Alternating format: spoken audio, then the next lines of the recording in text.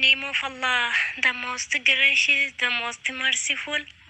Praise be to Allah, Lord of the world. Peace and the blessing of Allah be upon our Prophet Muhammad sallallahu alaihi wasallam.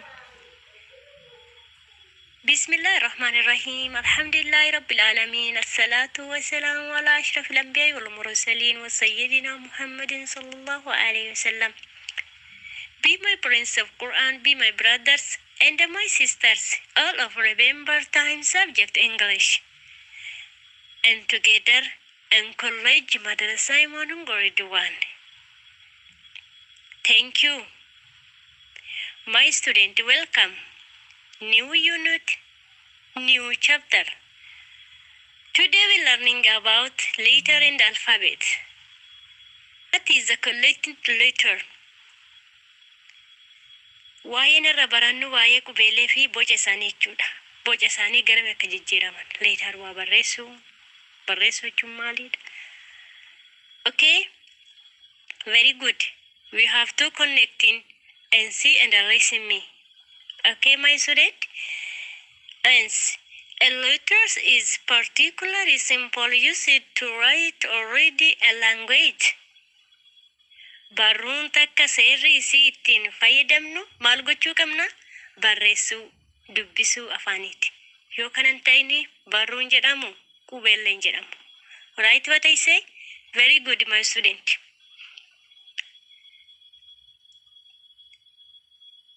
A letter of one.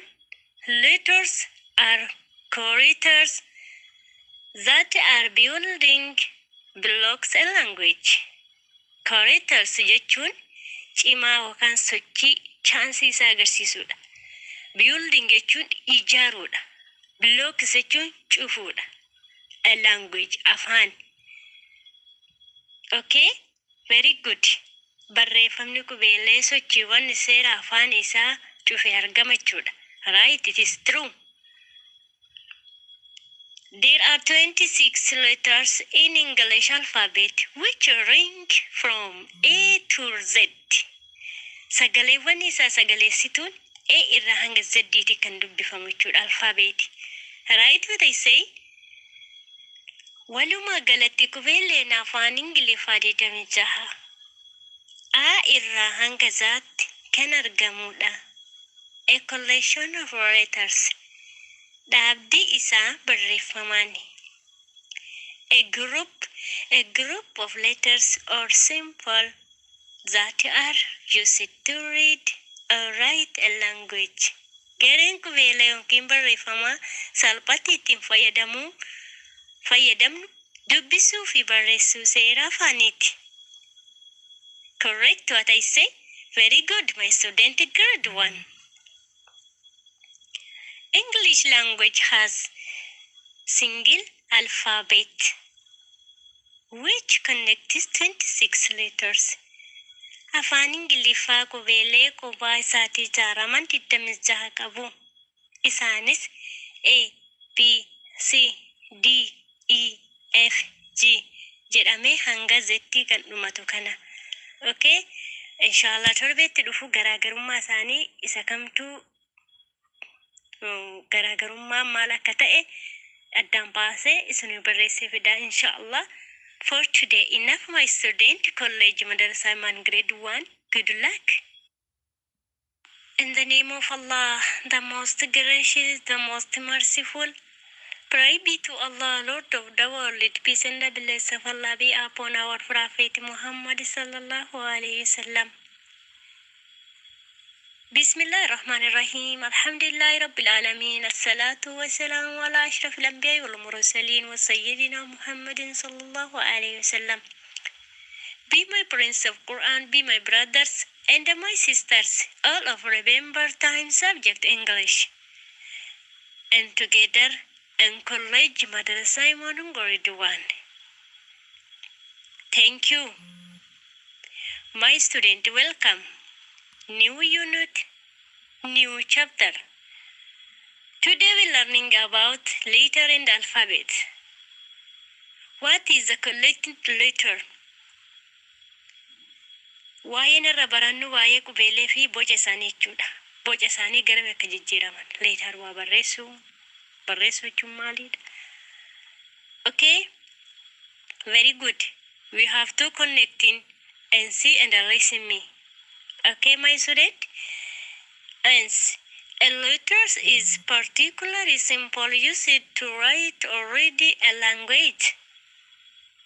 Barruun takka seerri isii ittiin fayyadamnu maal gochuu qabna? Barreessuu, dubbisuu afaaniiti. Yoo kanan ta'ini barruun jedhamu qubeelleen jedhamu. Right what I say? Very good, my student.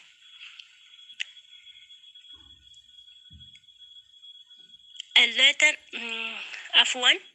Letters are characters that are building blocks a language. Characters jechuun cimaa yookaan sochii chaansii isaa agarsiisudha. Building jechuun ijaaruudha. Blocks jechuun cufuudha. A language, afaan. Okay, very good. Barreeffamni qubeellee sochiiwwan seera afaan isaa cufe argama jechuudha. Right, it is true. There are 26 letters in English alphabet which range from A to Z. Sagaleewwan isaa sagaleessituun A irraa hanga Z kan dubbifamu jechuudha alphabet. Right what I say? Walumaa galatti qubeelleen afaan Ingiliffaa 26 A irraa hanga Zatti kan argamudha. A collection of letters. Dhaabdi isaa barreeffamaani. A group of letters or symbol that are used to read or write a language. Gareen qubeellee yookiin barreeffamaa salphatti ittiin fayyadamnu dubbisuu fi barreessuu seera afaaniiti. Correct what I say? Very good, my student, grade 1. English language has single alphabet which connects 26 letters. Afaan Ingiliffaa qubeellee kophaa isaatii ijaaraman 26 qabu. Isaanis A, B, C, D, E, F, G jedhamee hanga Z kan dhumatu kana. Okay, inshallah torbeetti dhufu garaagarummaa isaanii isa kamtuu garaagarummaa maal akka ta'e addaan baasee isin barreessee fidaa inshallah. For today enough, my student. College Madrasa Man grade 1. Good luck.